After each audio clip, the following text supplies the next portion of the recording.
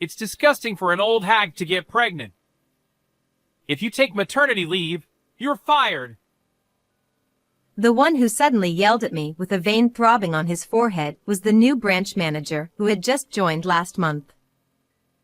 Jason, who always looked down on the rehired veteran employees, became visibly annoyed when I informed him that I was taking maternity leave. A veteran employee who happened to be nearby overheard our exchange and trembled in fear. Branch manager, your life is over. My condolences.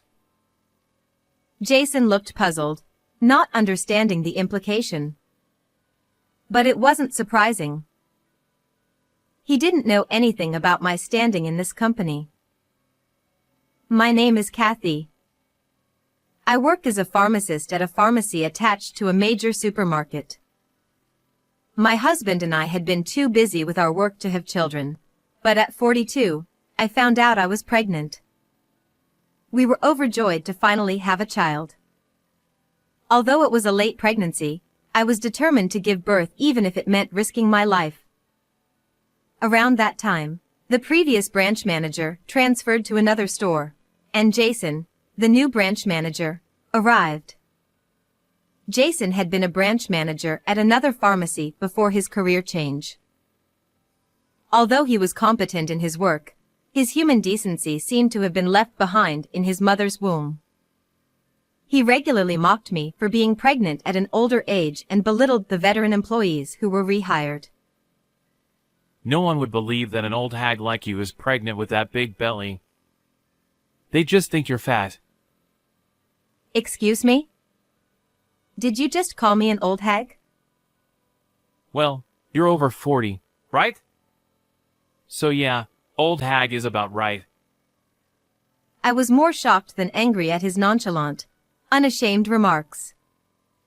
He also looked down on the veteran employees, calling them pathetic old folks clinging to the pharmacy even after retirement, and didn't even try to hide his immature thoughts. Despite the company rehiring these highly capable individuals, Jason was indifferent, hating them solely for their age. He even went as far as to intentionally delete data they were working on or report non-existent mistakes to the headquarters. We've got quite a troublesome guy here, huh? Steve, a veteran pharmacist who was rehired at 65, sighed. Well, he's just joined, so let's give it a little more time.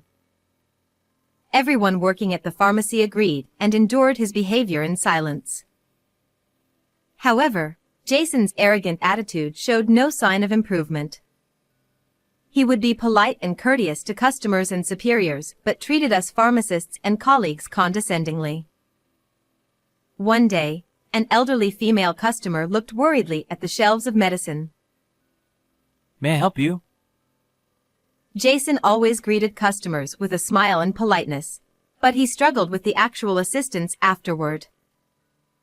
My grandchild has caught a cold, but do you have any cold medicines suitable for a 3-year-old? He ended up passing the customer off to another staff member. Please wait a moment. Is Steve around?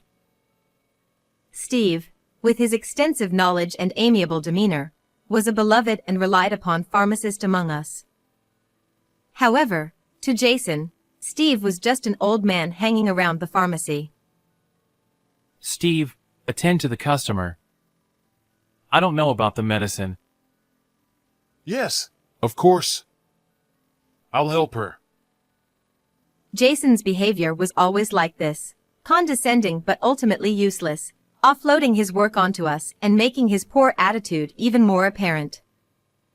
While qualifications are required for pharmacists, positions like clerical or support roles, including branch managers, can be filled without qualifications. However, it's essential for someone in charge of a pharmacy to have at least some knowledge about the medicines.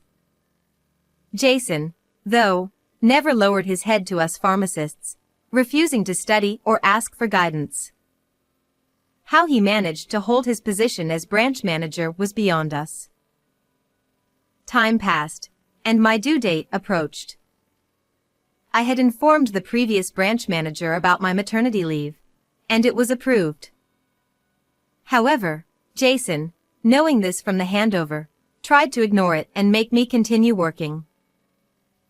What? You're taking time off to slack? Work until the last minute. I can't do this anymore. It's a high-risk pregnancy as it is. That's not my problem.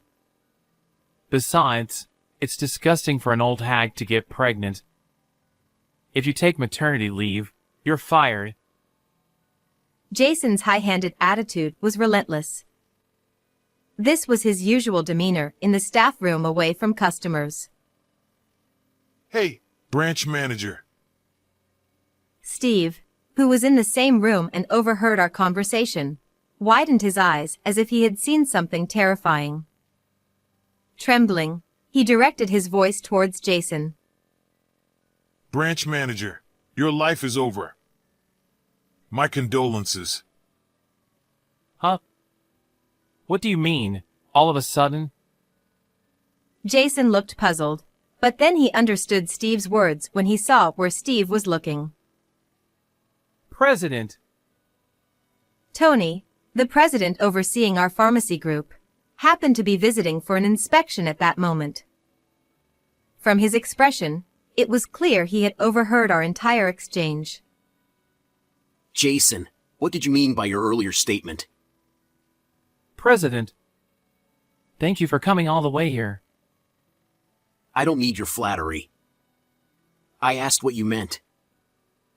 Ignoring Jason's groveling, Tony coldly questioned him. Actually, this woman, Kathy, said she wanted to take maternity leave, so I was strictly reprimanding her. Taking maternity leave is a rightful entitlement. Why did you need to reprimand her? Well, a late pregnancy at her age won't go well anyway. A 42-year-old pregnant woman? Who knows what kind of life she's been leading? Jason laughed unpleasantly, shrugging exaggeratedly. You're only 40 yourself, Jason. Not much of a difference. Shut up! You're just an old hag! Tony frowned at Jason's old hag comment. Although I felt a sense of triumph, Steve seemed very worried. I can't overlook what you just said. You called Kathy an old hag earlier, didn't you? No! That must be a mistake! No need to make excuses now. I already told Tony about it's okay to call you an old hag if you're over 40, right? Jason, trying to cover up, was wide-eyed at my words. You called the president by his name. Wait, did the president just call you Kathy too? Yes, because Kathy is my wife. What? It was no wonder Jason was shocked. Only the veteran employees who had worked here for a long time knew about my marriage to Tony. I didn't flaunt it, and I worked under my maiden name, so it was unlikely anyone noticed. It's your fault for not making it clear. Jason, snapping, received a cold look from Tony. Kathy didn't want others to treat her differently because she's my wife. It was her considerate decision. Unlike someone who doesn't have any consideration at all, my effort seems to have backfired. I laughed, and Jason glared at me with frustration. Then, in the staff room, Tony and I started questioning Jason. Jason, you've been quite disrespectful to Kathy and the staff pharmacists, haven't you? Not at all.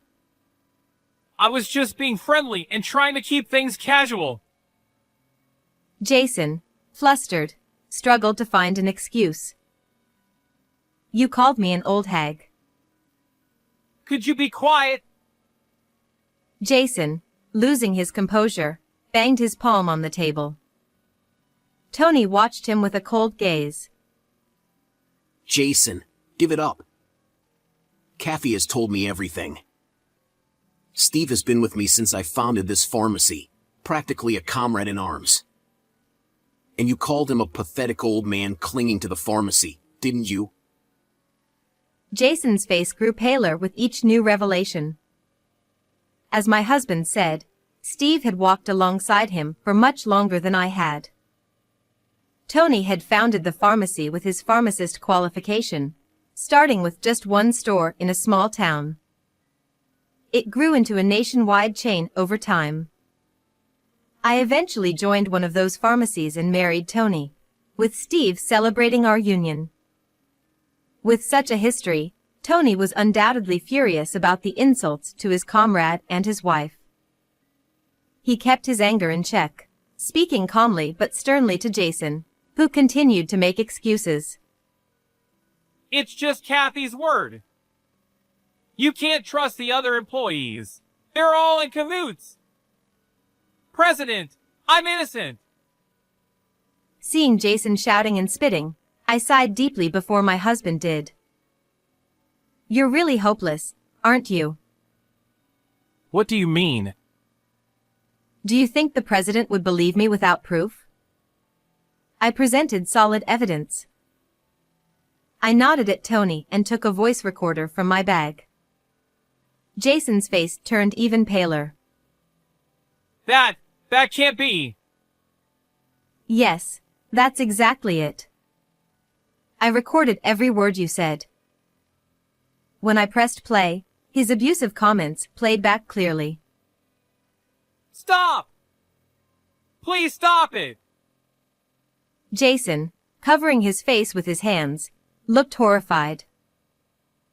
I'm disappointed because I thought you were excellent as a manager. This pharmacy serves elderly customers as well. I don't think someone with a bias against veteran employees is suitable to be a branch manager. We've been lenient because we thought you were new here, but it seems you won't change. We can't continue to tolerate this burden any longer. A burden? Are you saying I'm a burden? That's right. You don't know anything about the medications, you have no desire to learn, and you look down on your employees. We don't need a branch manager like that in our pharmacy. As soon as I said that, Jason suddenly kneeled down in front of me, prostrating himself. Please, wait! I will put in the effort from now on. Let me learn here. I apologize for my previous rudeness. I didn't know your true identity. Jason cried miserably, begging for forgiveness, but my heart remained unmoved. If your attitude would have been different had you known my identity, that speaks volumes about you as a person. Jason, utterly defeated by my words, stayed kneeling on the floor with his head bowed. In the end, Jason was immediately dismissed. After being fired from our pharmacy, word of Jason's behavior spread throughout the industry, making it difficult for him to find employment. Unable to secure a position at another pharmacy, he now survives by working day and night in temporary jobs. This must be a humiliating blow to his pride. As for me, I took maternity leave and, despite the challenges of a late-in-life pregnancy, successfully gave birth to a healthy baby girl. Now, I am happily spending my days with my husband, watching our daughter grow. How did you enjoy this story? Please subscribe to my channel, and I'll see you in the next video.